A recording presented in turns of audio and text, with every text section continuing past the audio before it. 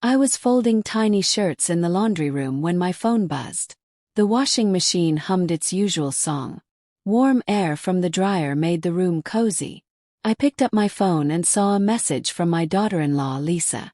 "Mom, don't forget the leftovers in the fridge." I stared at those words. My heart felt heavy. Today was special. My son Danny got a big job at his company. He was now the boss of many people. I had raised Danny alone after his father left us when he was just 5 years old. I worked 2 jobs. I saved every penny. I wanted Danny to have a good life. Now he was successful. Felt so proud. But something was wrong. Very wrong. This morning, Danny had rushed into the kitchen with a huge smile. "Mom, guess what? I'm the new director at work." His eyes sparkled like stars. Clapped my hands. "That's wonderful, honey." I hugged him tight. "We should celebrate," I said. "Maybe I can make your favorite chicken and rice." Danny looked at his shoes. "Actually, we're going out tonight. Lisa already made plans." My smile stayed on my face, but inside I felt something crack. "Oh, that sounds nice. What time should I be ready?" Danny touched his neck. It's just going to be a work thing. You know, my team and stuff." Then he left for work really fast. I stood in the kitchen for a long time. The clock on the wall ticked loudly. My grandson Tommy ran in holding his toy truck. He was 4 years old with messy brown hair and chocolate on his face. "Grandma, look at my truck." He made loud zoom sounds. I bent down and kissed his sticky cheek. "It's a very fast truck, sweetie." "Grandma, are you coming to Daddy's party tonight?" Tommy asked. His big eyes looked up at me. My throat felt tight. "No, baby. Grandma has to stay home." "Why?" he asked. Children always ask the hardest questions. "Because sometimes grown-ups have special dinners," I said softly. Tommy hugged my leg. "I wish you could come. You make the best parties." Lisa came into the kitchen wearing a fancy red dress. Her hair was perfect. She smelled like expensive flowers. "Tommy, come here. We need to get you dressed." She didn't look at me. "What time will you be home?" I asked. "Late. Very late," Lisa said while checking her phone. "The restaurant is downtown. It's super fancy." "That sounds lovely," I said. My voice sounded strange. Lisa finally looked at me. "Oh, Mom, don't wait up for us. There are leftovers in the fridge from yesterday. Make sure you eat them before they go bad." Something about the way she said it made me feel small. Like I was just someone who lived in their house. Not family. Just someone who cleaned and cooked and watched Tommy. After they left, the house felt empty and cold. I walked to Tommy's room. His bed was unmade. Toys covered the floor like a colorful carpet. I picked up his stuffed bear. It was the one I sewed for him when he was born. The stitches were crooked because my eyes aren't as good as they used to be. But Tommy loved it anyway. He slept with it every single night. On his little desk were drawings he made. One showed stick figures. A tall one labeled Daddy. A shorter one with yellow hair labeled Mommy. A tiny one labeled Me. And in the corner, a figure with white hair labeled Grandma. I was in the corner. Always in the corner. I went to the living room. Family photos hung on the wall. There was Danny's college graduation. There was Danny and Lisa's wedding. There was Tommy's first birthday. In every photo I stood at the edge. Sometimes you could barely see me. I remembered Danny's graduation day. I cried happy tears. I had worked so hard to pay for his school. I cleaned offices at night. I sold homemade bread on weekends. Every dollar went to his future. At his wedding, Lisa's family filled the front rows. Her parents wore expensive clothes and big smiles. I sat in the back. My old dress was clean but worn. Nobody came to talk to me. I felt invisible. Even on Danny's happiest day, I felt invisible. My phone buzzed again. Another message from Lisa. This time she sent a photo. It showed a fancy restaurant with golden lights. Danny sat at a big table with many people. Lisa was next to him laughing. Tommy sat on his grandpa's lap. Lisa's father. They all looked so happy, so complete. Without me. The message said. Having an amazing time. Don't forget those leftovers, Mom. My hands started shaking. I looked at that photo for a long time. Everyone who mattered was there. Danny's work friends. Lisa's whole family. Even her sister and brother. But not me. The person who gave up everything so Danny could have this life. I was home. Alone. With old food in the fridge. I walked slowly to my bedroom. It used to be a storage room. When I moved in 3 years ago, Danny said. It's small, but it has a window. The window looked at a brick wall. The room barely fit my bed and a small dresser. No closet. Just hooks on the wall for my clothes. I opened the dresser drawer. Inside was a small metal box. I lifted the lid. Old photos smiled up at me. My wedding day. Me and Danny's father, so young and full of dreams. Danny as a baby. His first tooth.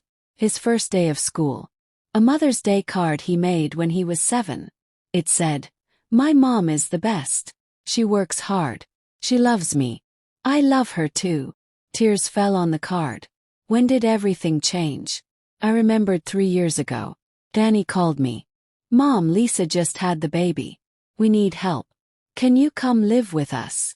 I was living in a small apartment. It was mine. Quiet and peaceful. But Danny needed me. My grandson needed me. So I said yes. I sold my furniture. I gave up my little garden. I packed everything into 3 boxes. "It'll be temporary," Danny promised. "Just until we figure things out." 3 years later I was still here. Cooking. Cleaning. Watching Tommy while they worked. I loved Tommy with my whole heart. But I was tired. So tired. And now they had a party. A big celebration. Without me. I took my old suitcase from under the bed. It was dusty and one wheel was broken. But it still worked. I started folding my clothes. My hands moved slowly. Each shirt. Each pair of pants. My church dress. My warm sweater. My nightgowns.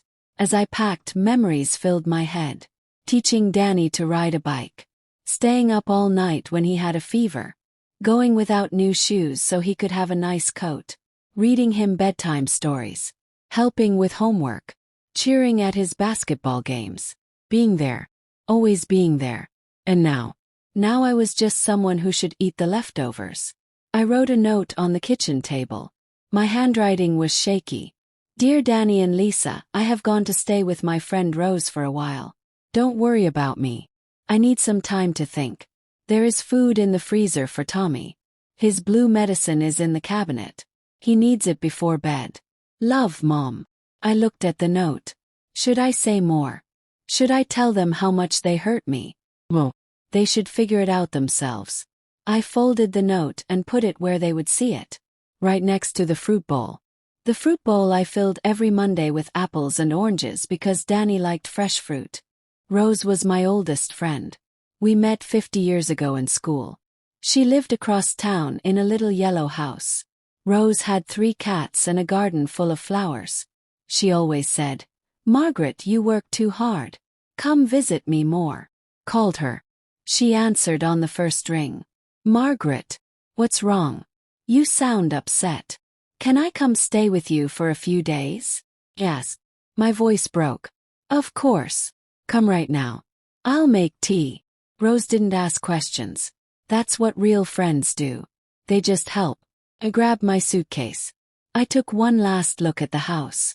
At the clean kitchen I scrubbed every day. At the folded laundry on the couch. At Tommy's toys organized in bins. I had made this house a home. But it wasn't my home. The bus ride took 40 minutes. I watched the city go by through the window. People walking dogs. Kids playing in parks. Families eating dinner together through lit windows. Everyone looked happy. I wondered if they really were. Or if they were just pretending like I had been. The woman next to me smiled. "Nice evening, isn't it?" "Yes, very nice," I lied. Nice for everyone at that fancy restaurant. Nice for Danny and Lisa. Not nice for me. The bus stopped near Rose's house. I pulled my broken suitcase down the steps. Bump, bump, bump. One wheel dragged on the sidewalk. Just like me. Broken but still going. Rose met me at her door. She was round and warm like a cupcake. Her gray hair was in a messy bun. She wore a bright yellow apron with flowers. "Oh, Margaret." She hugged me tight. I started crying. Big gulping sobs. All the hurt came pouring out. Rose just held me. She patted my back and made soft there sounds. We went inside. Her house smelled like cinnamon and old books. The cats rubbed against my legs, purring. Rose sat me on her squishy couch. She brought tea in chipped mugs. "Tell me everything," she said. So I did. I told her about the promotion, about not being invited, about the text message, about feeling invisible in my own family. Rose listened. Her face got more and more angry. "That boy," Rose said. Her voice was sharp. "After everything you did for him." "He's busy," I said. "He has a lot going on. Don't make excuses for him," Rose snapped. "You raised him right. You loved him. You sacrificed everything. And this is how he treats you." I looked down at my tea. Maybe I'm being too sensitive.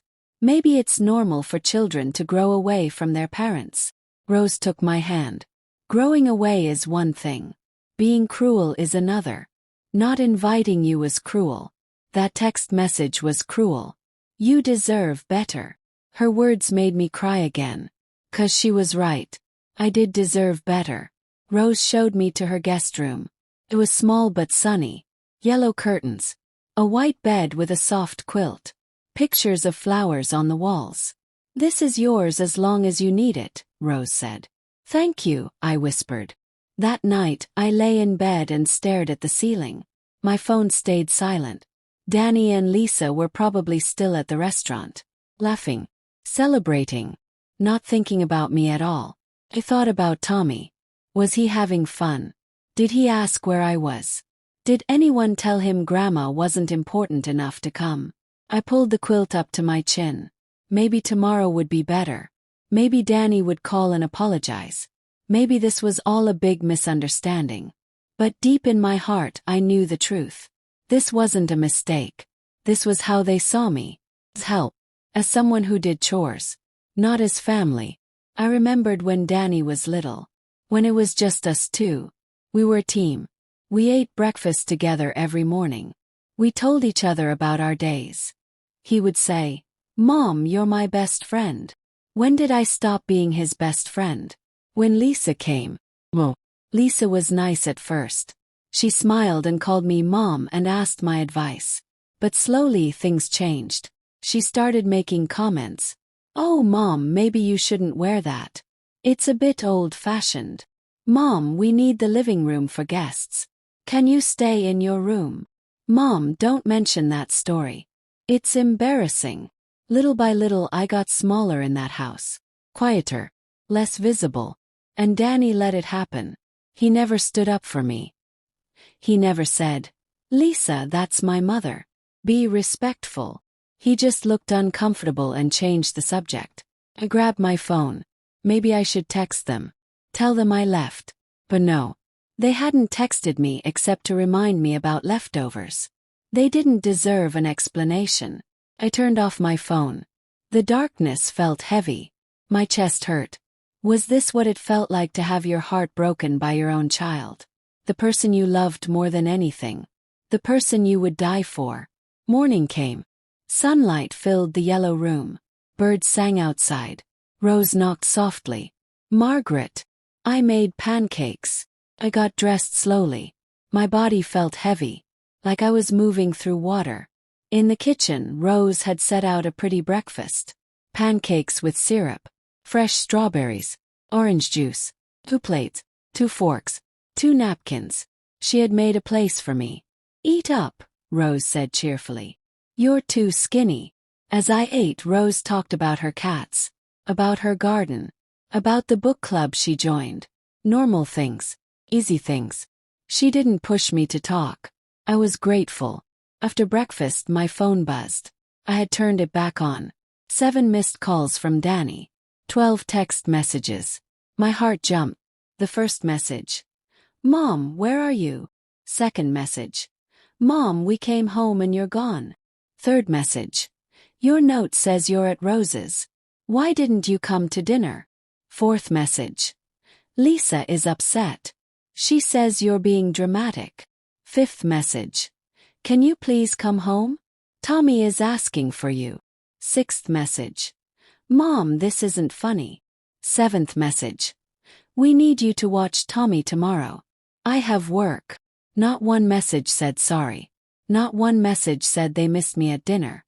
Not one message said they made a mistake. Every message was about what they needed. What I should do for them. I showed Rose the messages.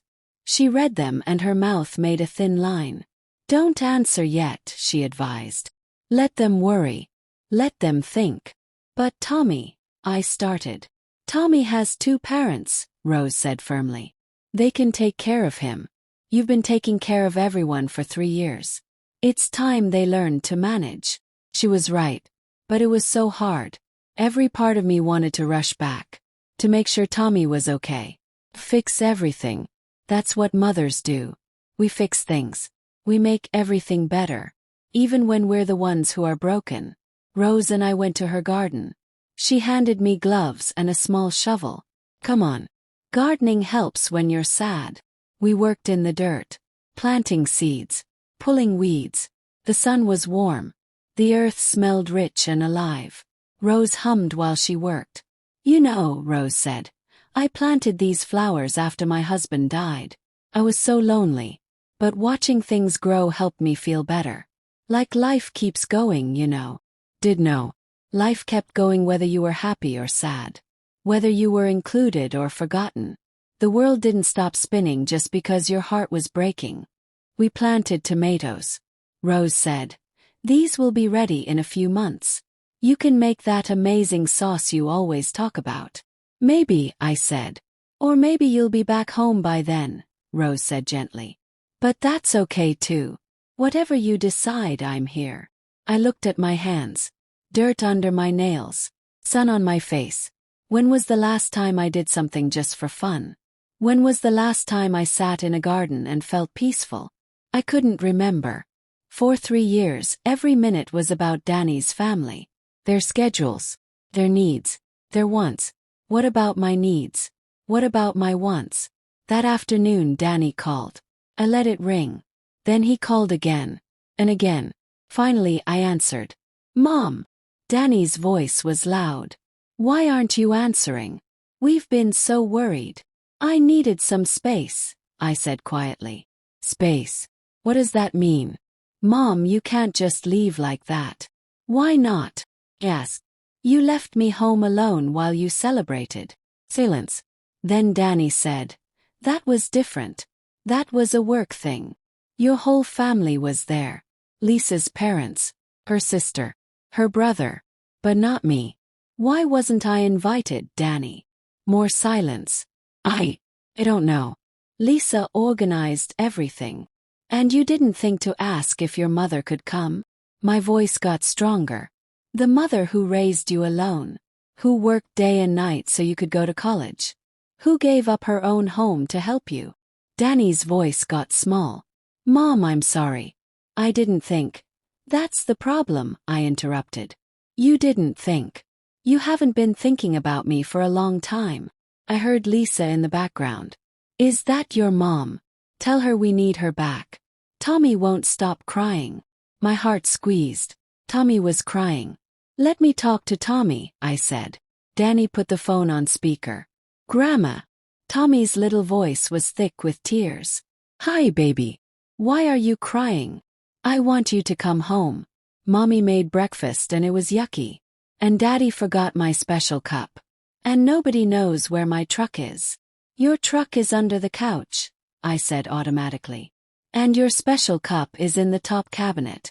And for breakfast, you like toast with jam cut in triangles. See? Tommy said to his parents.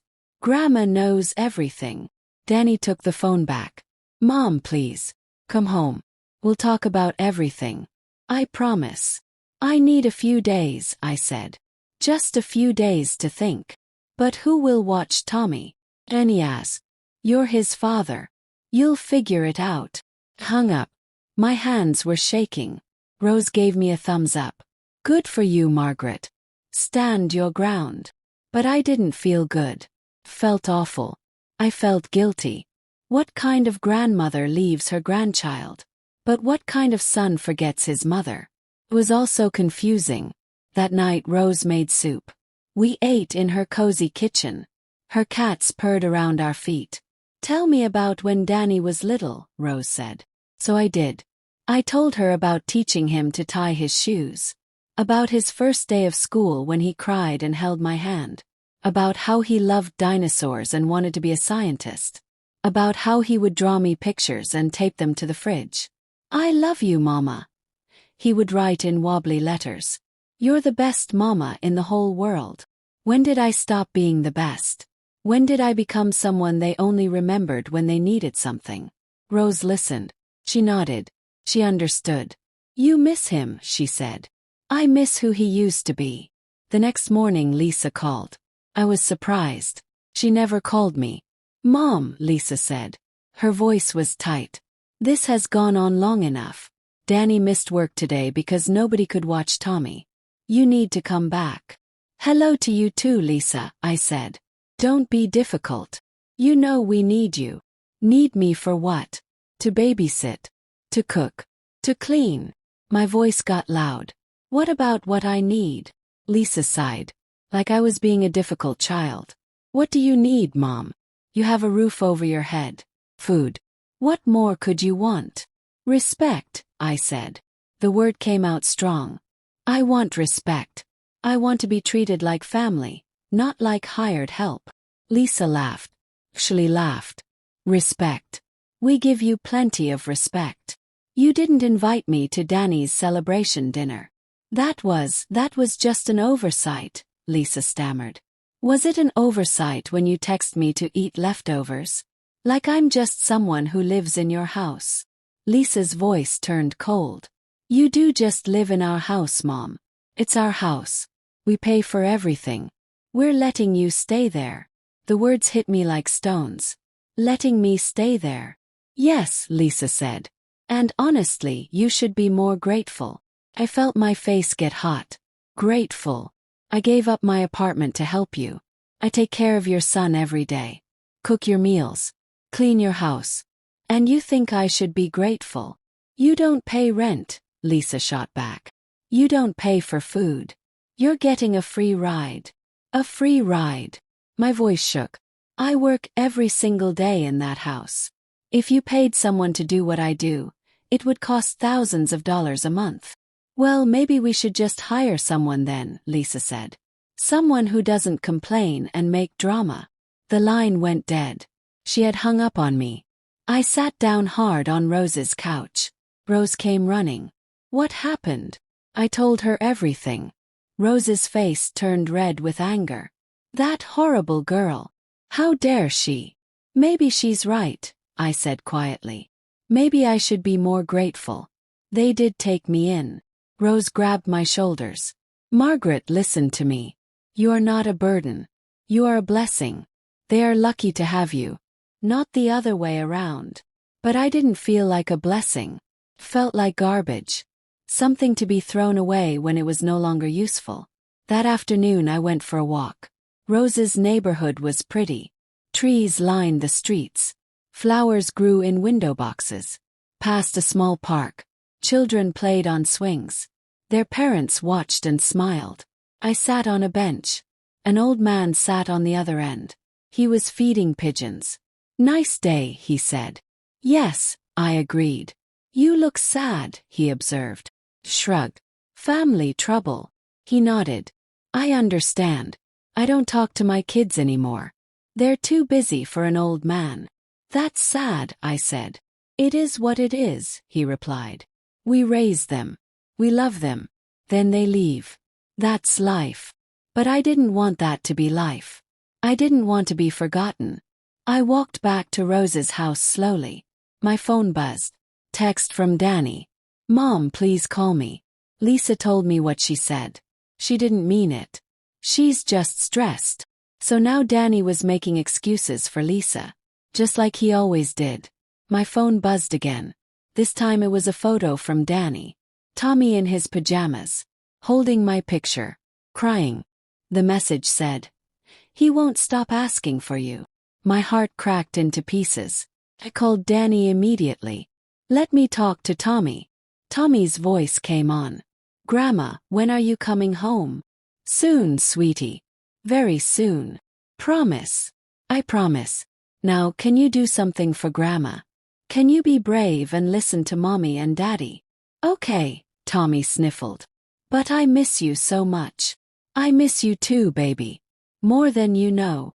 We talked for a few minutes. About his toys. About a bird he saw. About the peanut butter sandwich he had for lunch. Normal things. Sweet things. When we hung up, I was crying. Rose found me on the couch.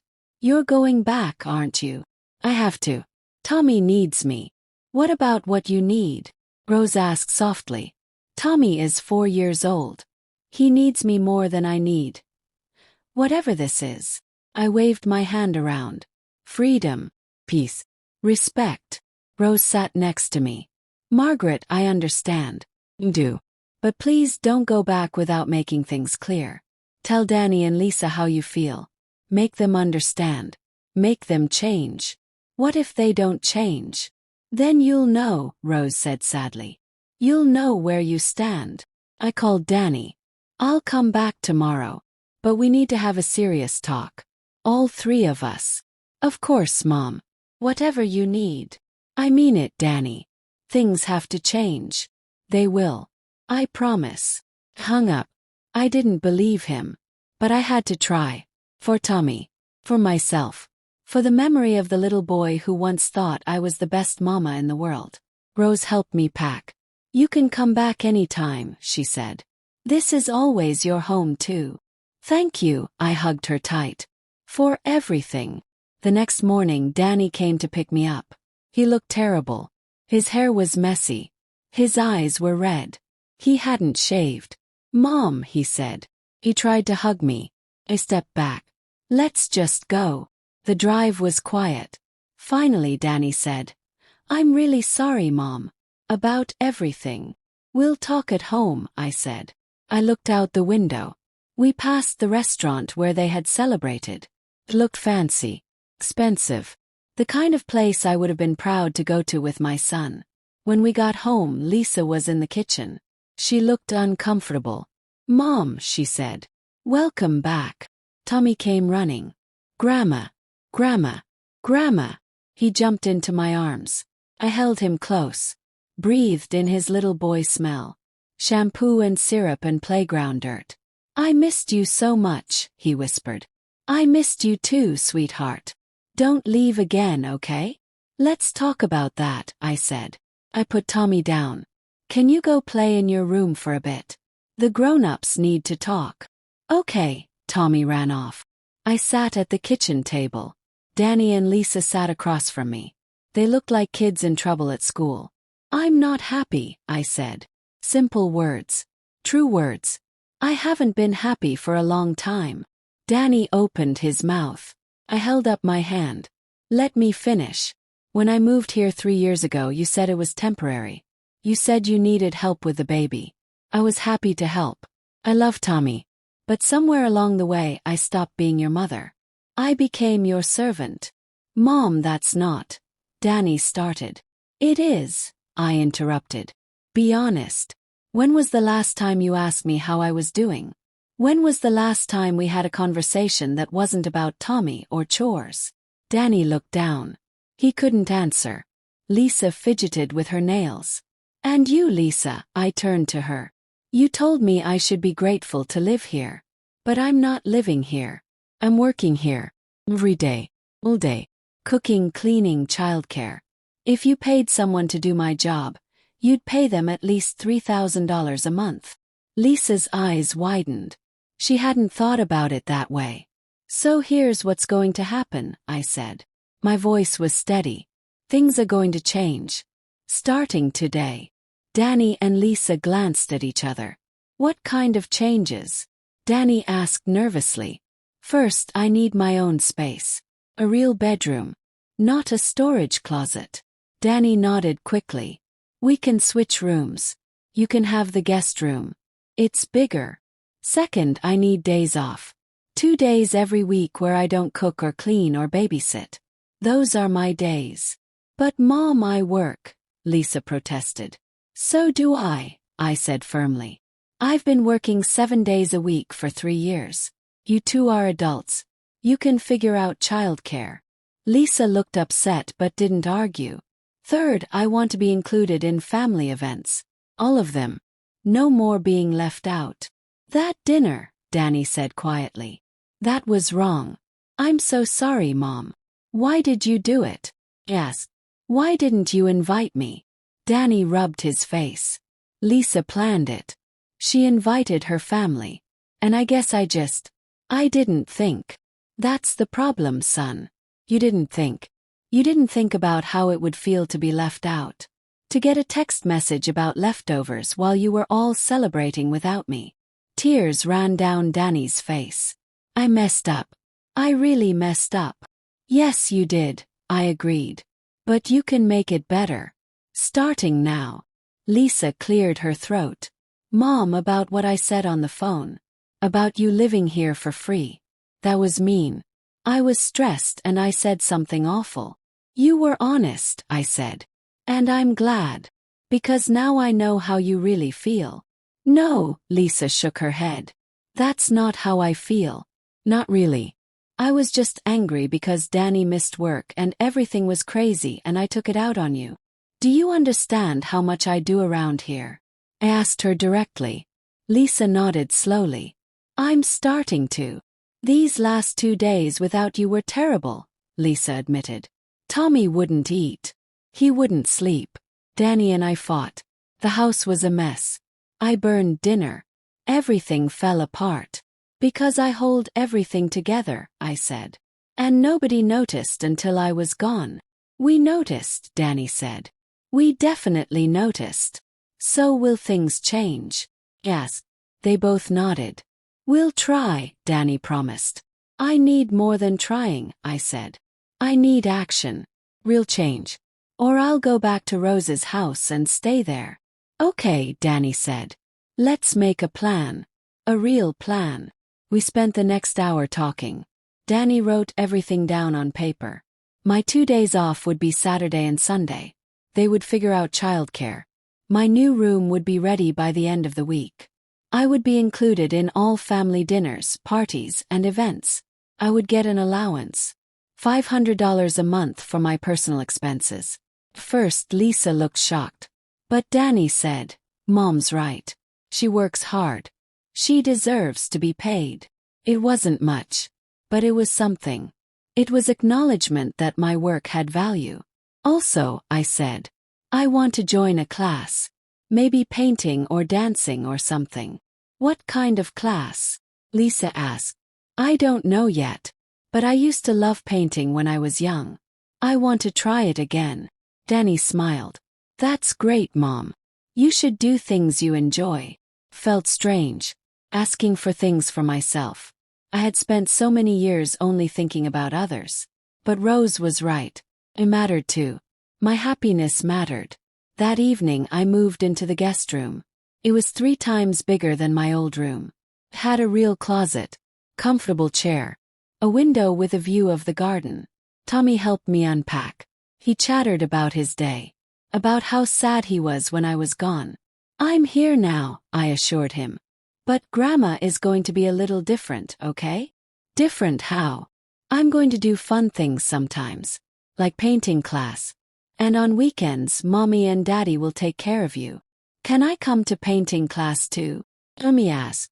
Maybe sometimes, I smiled. We'll see. That night, Danny made dinner. It wasn't very good. The chicken was dry and the rice was mushy. But he tried. And trying was a start. After dinner, we all sat in the living room. Tommy played with his blocks on the floor. Lisa was reading a magazine. Danny was checking his phone. Felt almost normal. But there was still tension in the air. Like everyone was being extra careful. I picked up a photo album from the shelf. It was Tommy's baby album. I had put it together.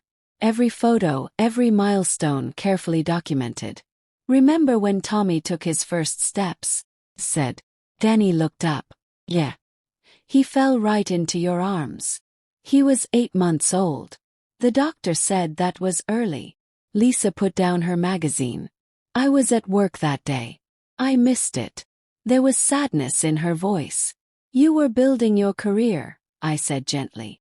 "That's important too." "But I missed so much," Lisa said. "His first word. His first steps. Sometimes I feel like you're more his mother than I am." The words hung in the air. So that was it. Lisa was jealous. "Lisa, Tommy knows who his mother is," I said. "I'm just Grandma. Your mommy. That's special. But he runs to you when he's hurt. He wants you at bedtime." "Because I've been here more," I explained. "But that can change. You can be here more." Lisa's eyes filled with tears. "I thought having you here would make everything easier. But instead, I felt like I wasn't needed."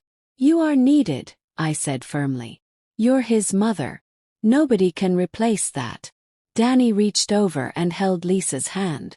"Maybe we both relied on Mom too much," he said. "We used her as a substitute instead of a helper." "Yes," Lisa whispered. "And I think I resented you for that, Mom. Which isn't fair. You were just doing what we asked." It was the first honest thing Lisa had said to me in 3 years. "Thank you for saying that," I said. Tommy looked up from his blocks. "Why is Mommy crying?" "Happy tears, baby," Lisa said. She wiped her eyes. "Just happy tears."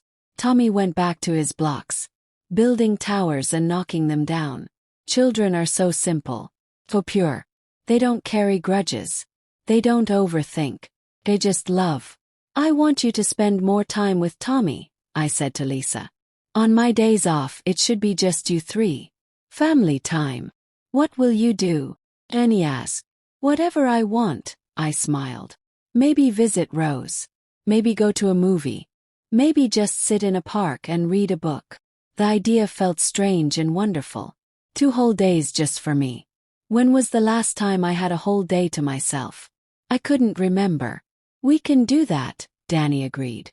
"It'll be good for us." That night, I slept in my new room. The bed was soft.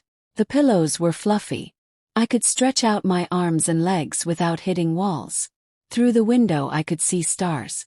Real stars. Not a brick wall. I felt something I hadn't felt in a long time. Oh, maybe things really could get better. Maybe this family could heal. The next morning was Saturday. My first day off. Danny made breakfast. Pancakes again. They were lumpy and burnt on the edges. But Tommy ate them happily. "These are good, Daddy." Lisa made coffee. She handed me a cup. 2 sugars, right? I was surprised she knew. "Yes, thank you."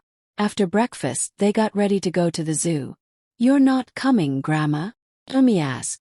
"Not today, sweetie. Today is your special day with Mommy and Daddy." Tommy's lip trembled. "But I want you to come." "I'll be here when you get back," I promised. "And you can tell me all about the animals you see." "Okay," Tommy said.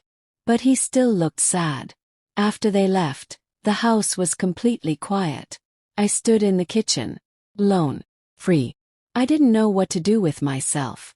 I wandered from room to room. Felt strange not having chores. Not having a little boy following me.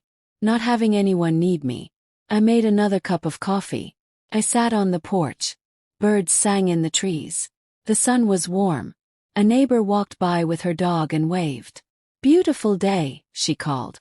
"Yes, it is," I called back. I called Rose. "How's your first day off?" "Weird," I admitted. "I don't know what to do with myself." Rose laughed. "That's because you've forgotten how to relax. Go do something fun. Take yourself to lunch. Go to a bookstore. Get your nails done." "My nails." I looked at my hands.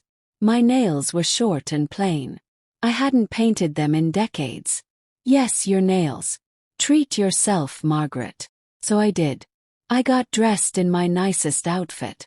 I took the bus downtown. I went to a nail salon. The lady asked what color I wanted. Chose pink. Bright happy pink. While my nails dried, I looked at fashion magazines. The women in the pictures were young and beautiful. But I didn't feel sad. Felt hopeful. Maybe I couldn't look like them. But I could still take care of myself. I could still feel pretty. After the salon, I went to a bookstore. I browsed the shelves. Romance novels. Mysteries. Cookbooks. Art books. I picked up a book about painting. Simple watercolors for beginners. The pictures were beautiful. Flowers and landscapes and birds. I bought the book. And a small watercolor set. And nice paper. Cost $50. But I had my allowance now.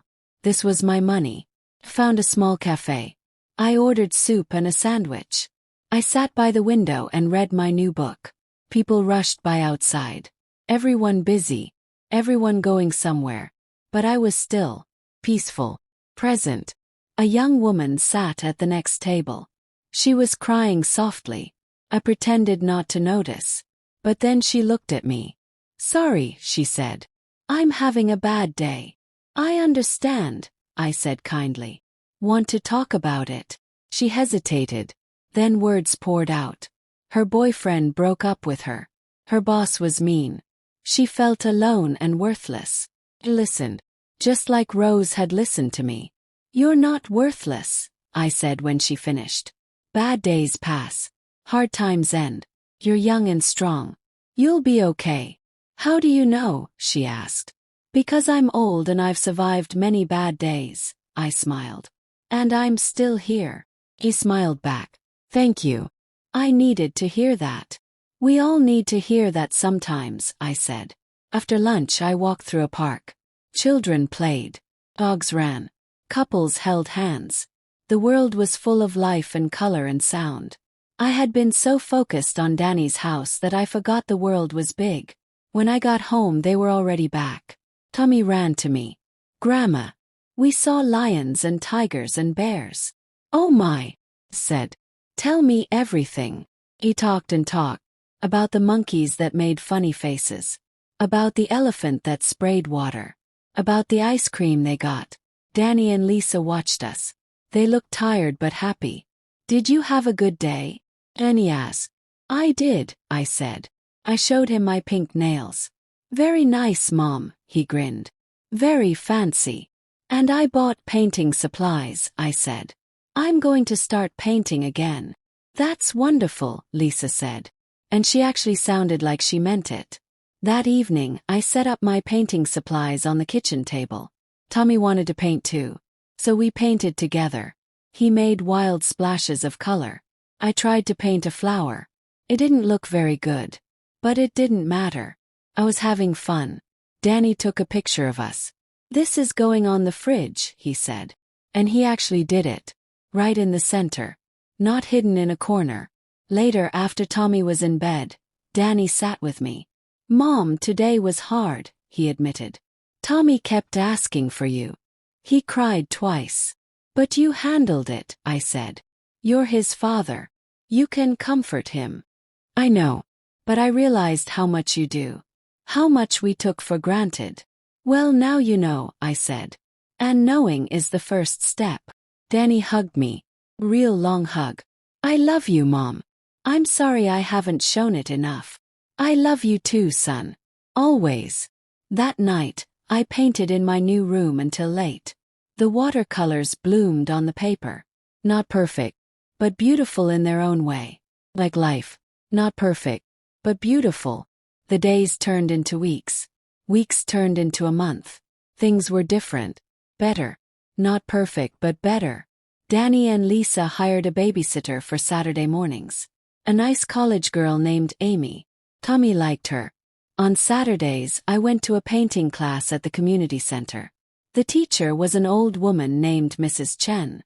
She had kind eyes and patient hands. There were 12 of us in the class. All older women. All discovering art late in life. We painted.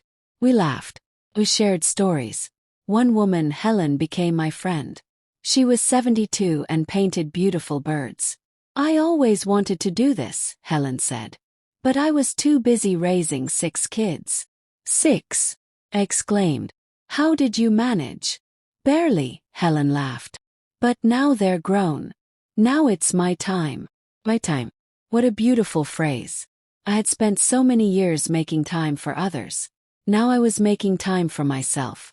In class, Mrs. Chen taught us about light and shadow, about color mixing, about seeing the world with artist eyes. Don't paint what you think you see, she said. Paint what's really there. Tried. I painted flowers from the garden. I painted Tommy's toys. I painted my coffee cup. Each painting got a little better. I was learning, growing. On Sundays I visited Rose. We drank tea. We worked in her garden. We talked about everything and nothing. You look different, Rose said one Sunday. Happier. I am happier, I agreed. Things aren't perfect at Danny's house. But they're better. And you're doing things for yourself, Rose observed. That's important. It is, I said. I forgot that I was a person outside of being a mom and grandma. Rose smiled. We all forget sometimes. The world tells women to sacrifice everything. But we can give to others and still keep something for ourselves. Back at home, Lisa was trying harder. She came home earlier from work. She played with Tommy. She cooked dinner twice a week. The food wasn't always good. But she tried. One evening, she asked me to teach her my soup recipe. The one Tommy loved. I want to learn, she said. So I can make it for him. We cooked together. I showed her how to cut the vegetables.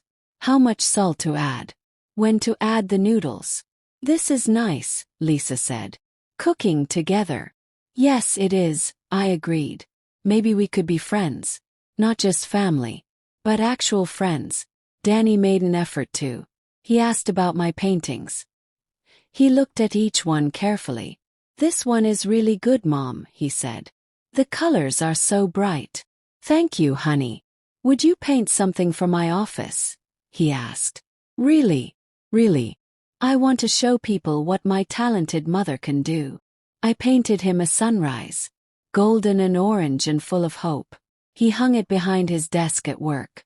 He sent me a photo. Everyone loves it, he texted. My boss asked if you do commissions. I laughed. Commissions? Like I was a real artist. But maybe I was. Or maybe I could be. Tommy started preschool 3 days a week.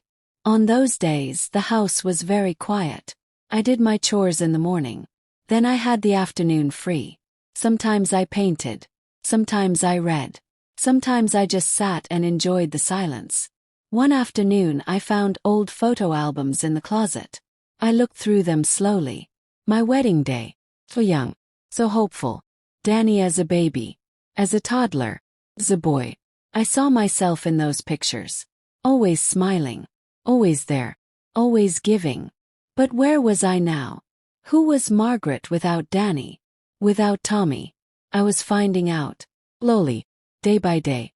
I was Margaret who liked painting. Margaret who had friends at the community center.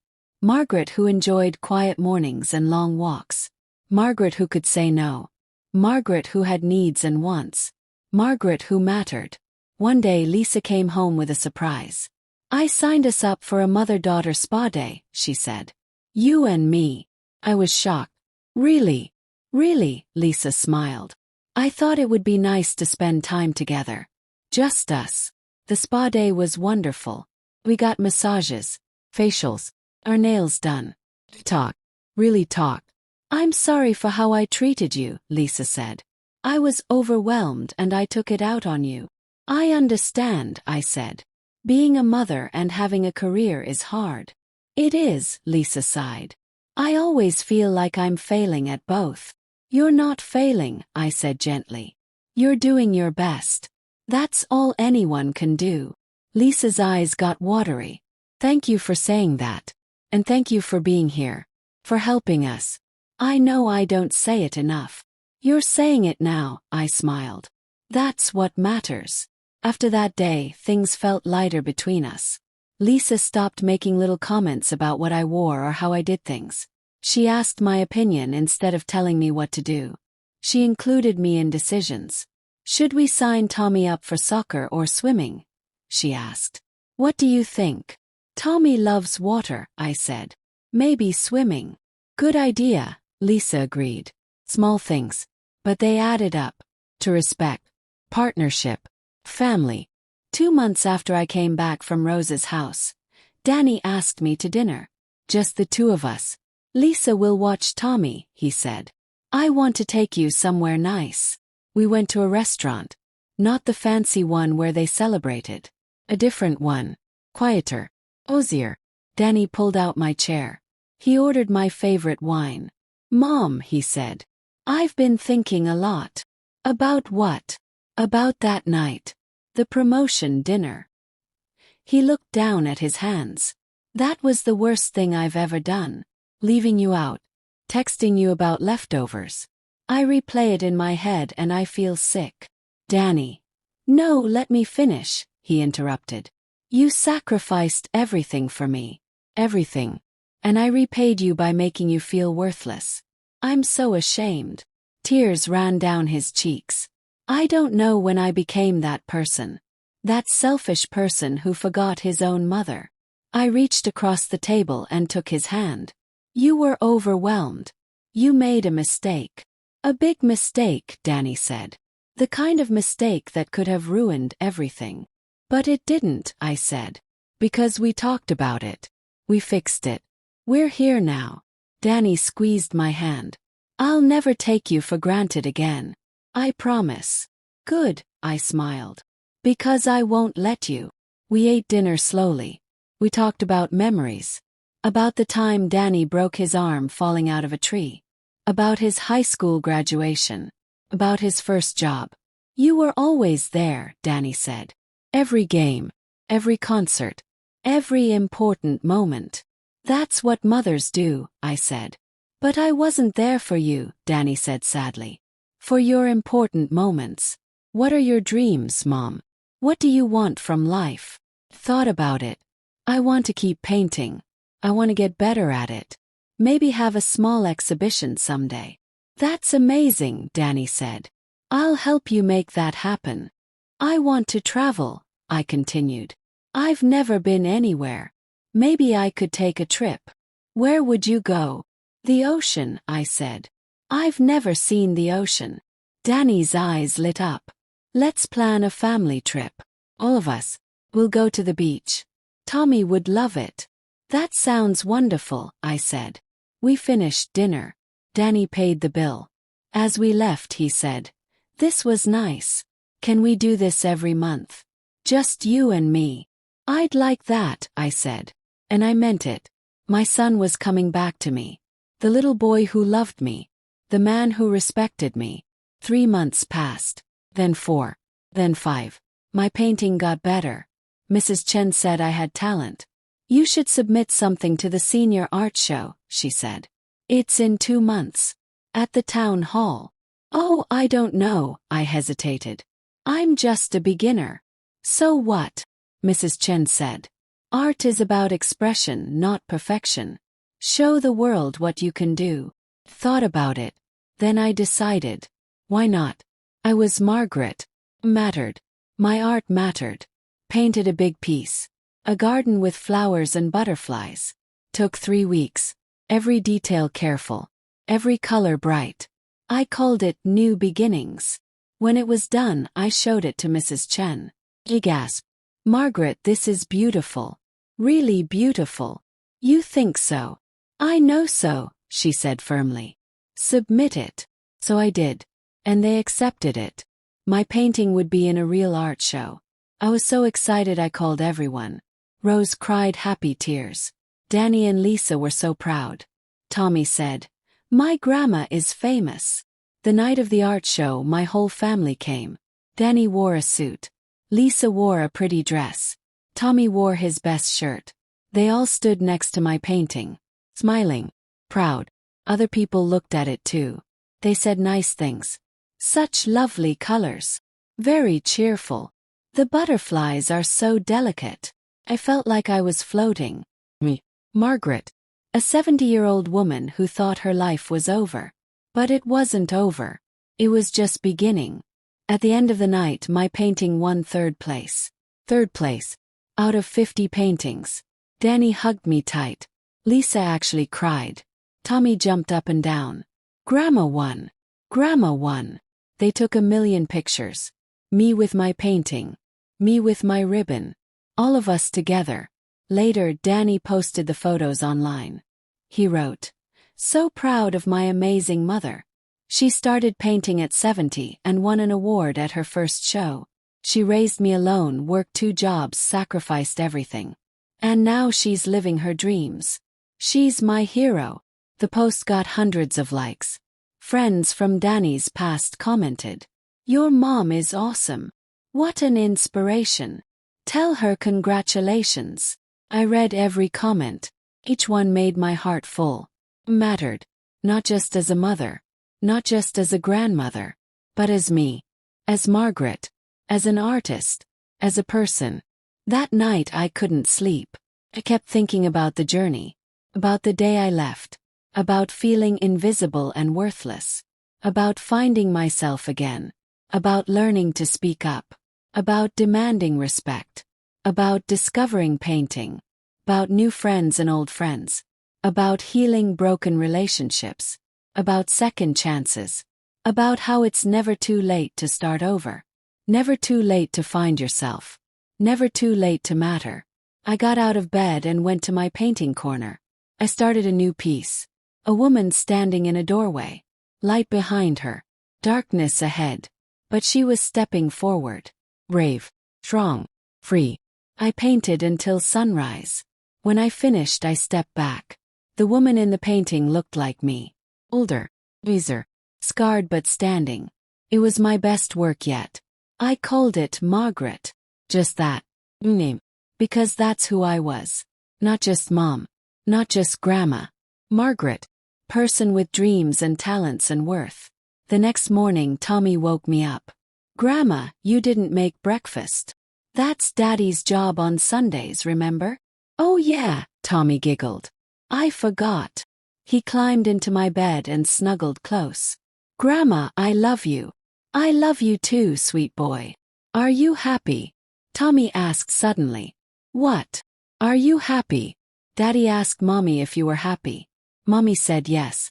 "Are you?" Thought about it. Really thought about it. "Yes," I said. "I am happy." "Good," Tommy said.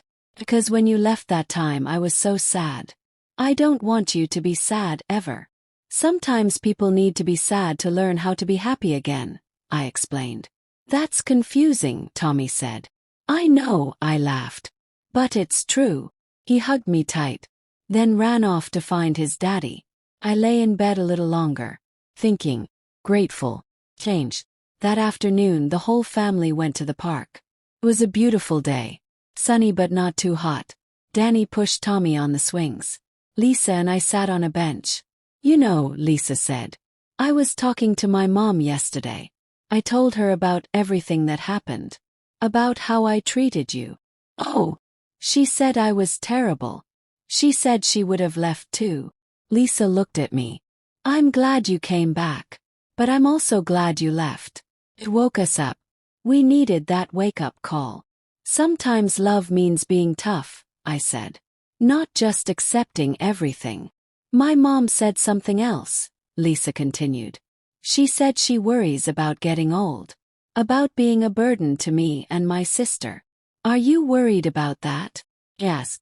"I was," Lisa admitted. "But watching you these past months, I'm not worried anymore. You showed me that getting older doesn't mean giving up. It means finding new adventures." "That's very wise," I said. "I hope when I'm your age I'm as brave as you," Lisa said. "You will be," I assured her. "And I'll be here to cheer you on." We held hands. 2 women. Different generations. But connected. Family. Danny called us over. Family photo. We all gathered. Tommy in front. Danny and Lisa on the sides. Me in the middle. Not in the corner. Not hidden. Right in the middle. A stranger took the picture for us. "Say cheese." We all smiled. Real smiles. Happy smiles. Later, Danny had the photo printed and framed. He put it on the mantle. right in the center, where everyone could see. "This is us," Danny said.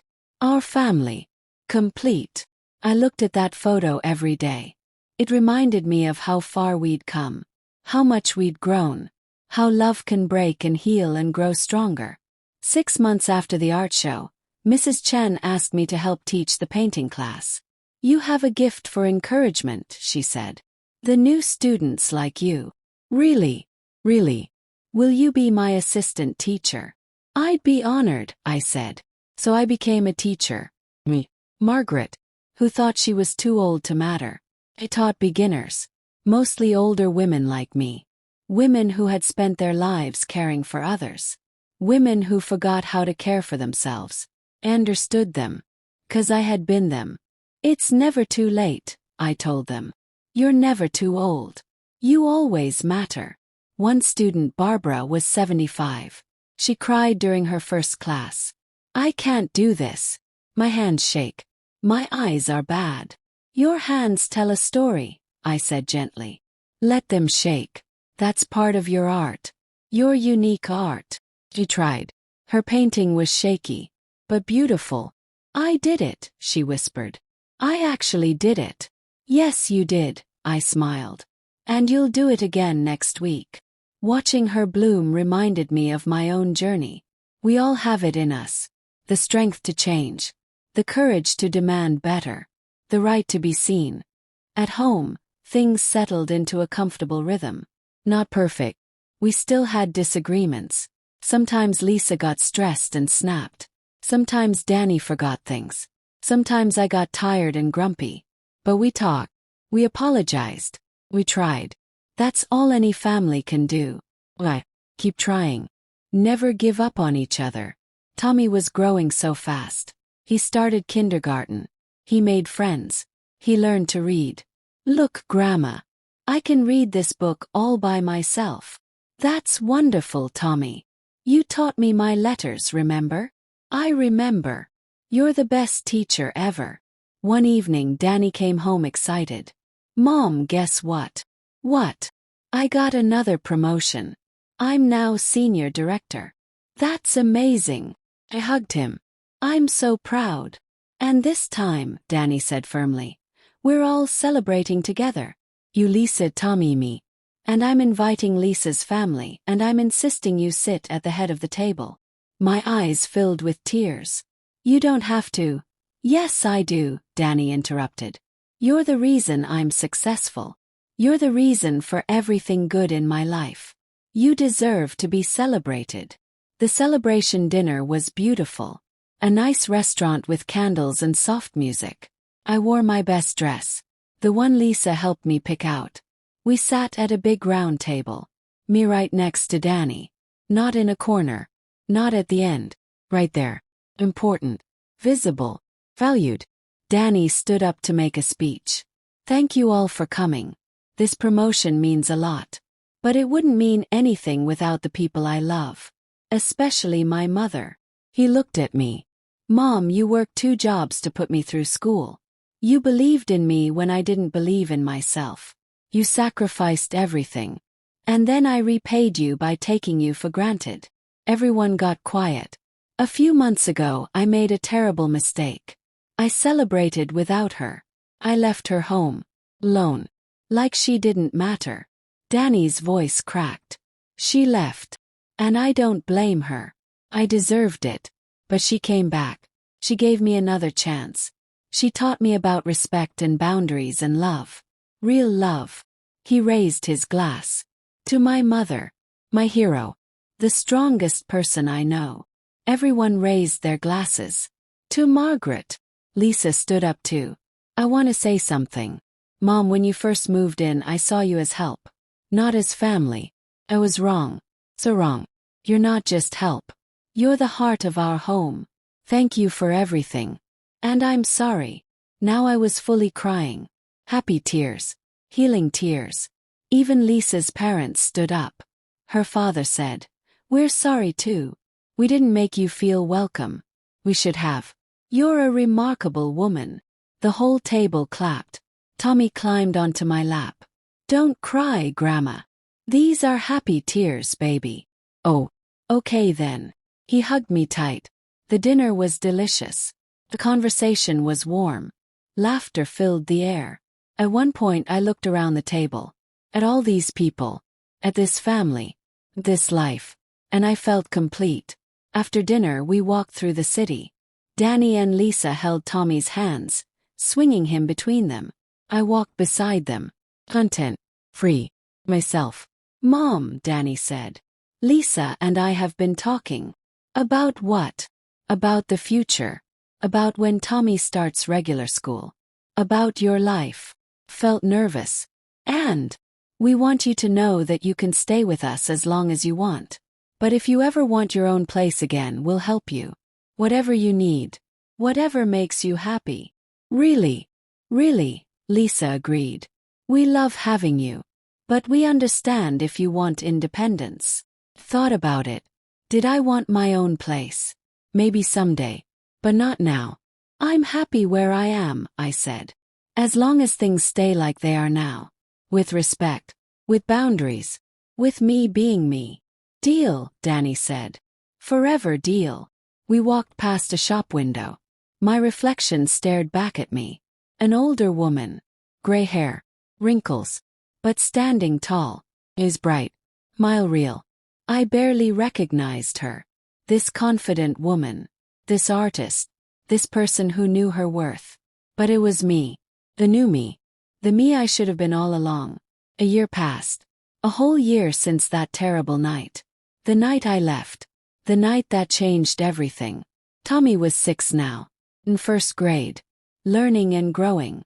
Danny was thriving at work. Lisa had found a better work-life balance. And me. I had my painting. My classes. My friends. My family. My life. I had a small exhibition at the community center. 20 of my paintings. People came. They bought 3 of my pieces. Actually bought them. For real money. You're a professional artist now, Mom, Danny teased. I guess I am, I laughed. Who would have thought? Rose came to the exhibition. She hugged me tight. Look at you. Look how far you've come. I couldn't have done it without you, I said. You gave me a place to think. To heal. You did the hard work, Rose said. You demanded change. You stood up for yourself. That took courage. I was terrified, I admitted. Brave people usually are, Rose smiled. Helen from painting class came too. And Mrs. Chen. And Barbara. And so many others. My people. My community. My tribe. All these women who understood. Who had their own stories. Their own struggles. Their own victories. That night after everyone left, I sat in my room. My paintings on the walls. My supplies organized. My books on the shelf. My space. My sanctuary. I opened my journal. I had started writing again. Recording my thoughts. My journey. I wrote. A year ago I was invisible. I was a servant in my own son's house. I was eating leftovers while my family celebrated without me. I was broken. But I'm not broken anymore. I put myself back together. Piece by piece. Painting by painting. Boundary by boundary. I found Margaret again. And she's pretty amazing. I closed the journal and looked out the window. The stars were bright. The world was big. Full of possibilities. Tomorrow, Mrs. Chan and I were planning a painting workshop for seniors at the library. Next week, Rose and I were taking a day trip to the mountains. Next month, the whole family was finally going to the beach. My first time seeing the ocean. I couldn't wait. Life was full. Rich. Beautiful. Not because everything was perfect, but because I had learned something important. Mattered. My feelings mattered. My dreams mattered. My happiness mattered. And when you know you matter, when you truly believe it, everything changes. You speak up. You set boundaries. You say no. You say yes to yourself. You stop accepting crumbs and demand a place at the table. Not in the corner. Not at the end. Right there. Front and center. Where you belong. A knock on my door. Come in. Danny peeked in. Hey, Mom. Just wanted to say good night. Good night, honey. He hesitated. Mom, I know I say this a lot. But thank you. for staying, for giving us another chance. You're my son, I said simply. I'll always give you another chance. But what? Danny asked. But I won't let you treat me badly again. Love you. But I love myself too. Both things are true. Danny nodded. That's how it should be. I never want you to feel small again. Never. He came over and kissed my forehead, just like I used to kiss his when he was little. Sleep well, Mom.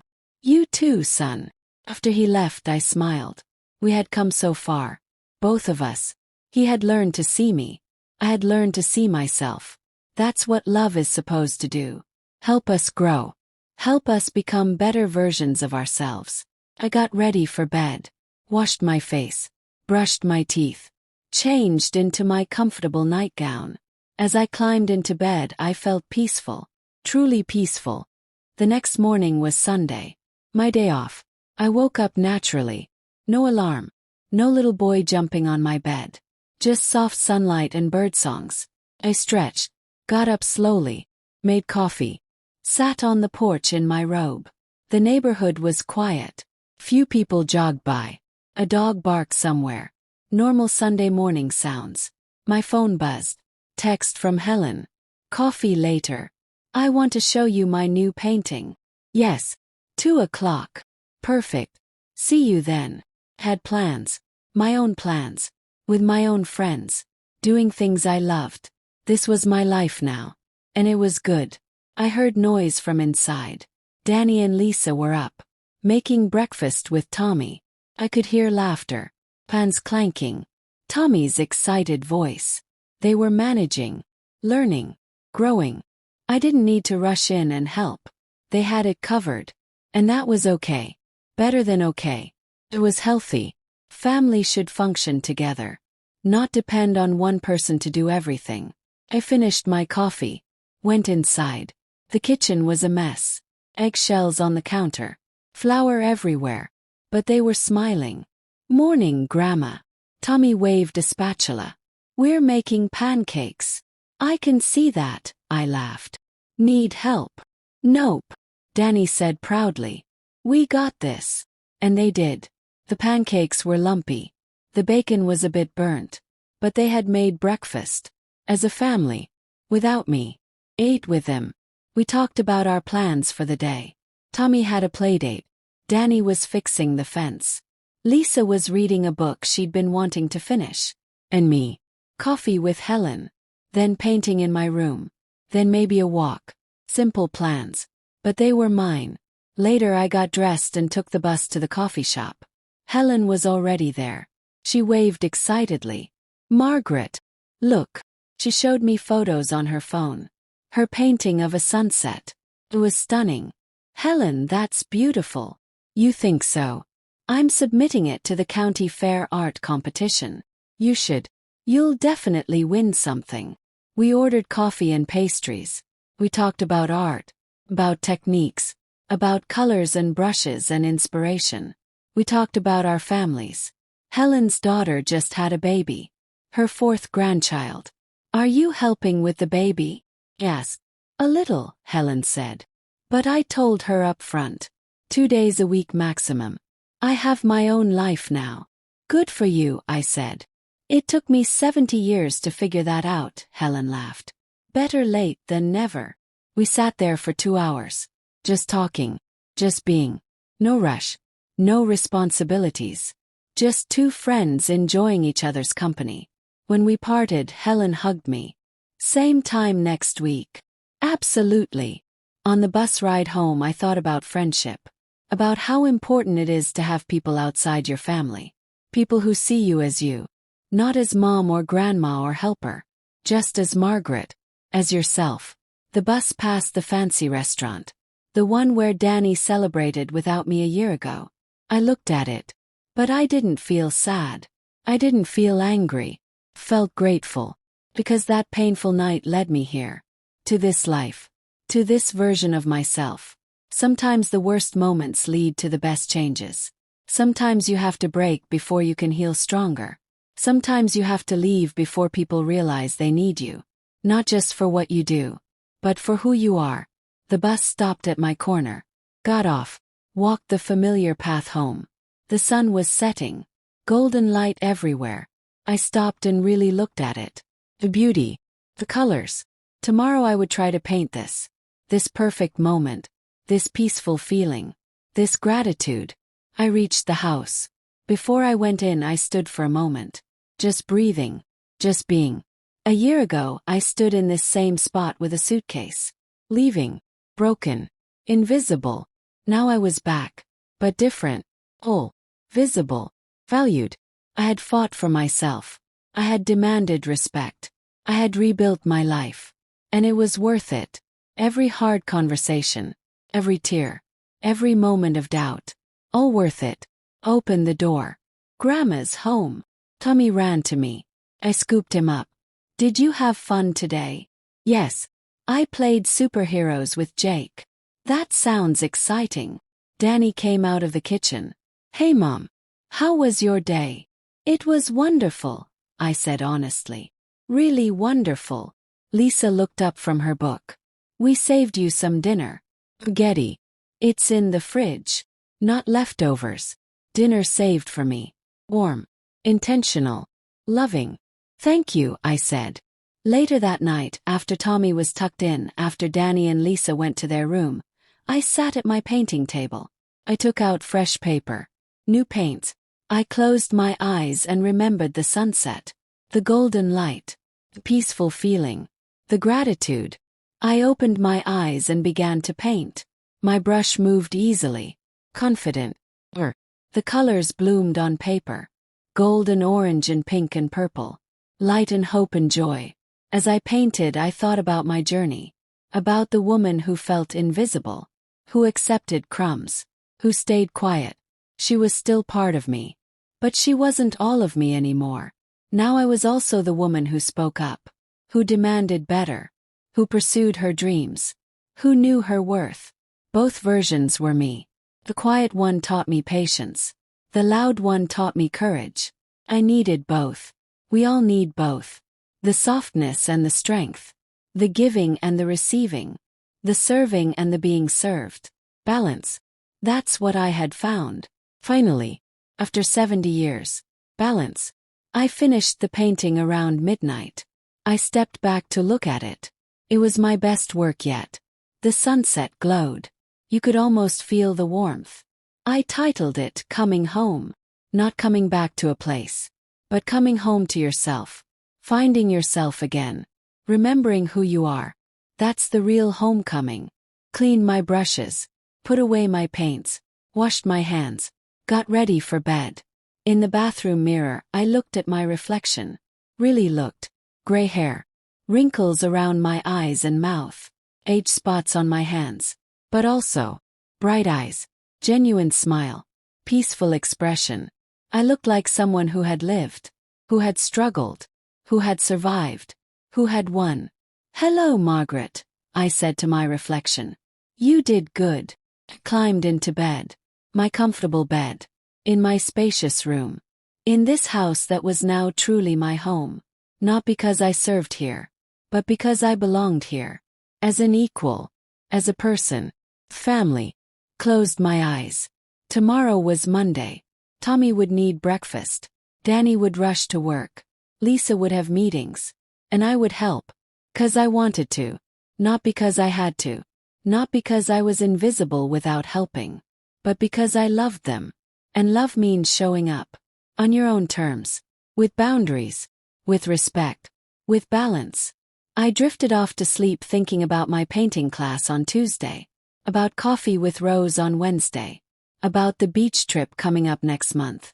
About the art competition I was entering. About teaching Barbara and the other students. About Tommy's school play. About Sunday dinners with the family. About everything I had to look forward to.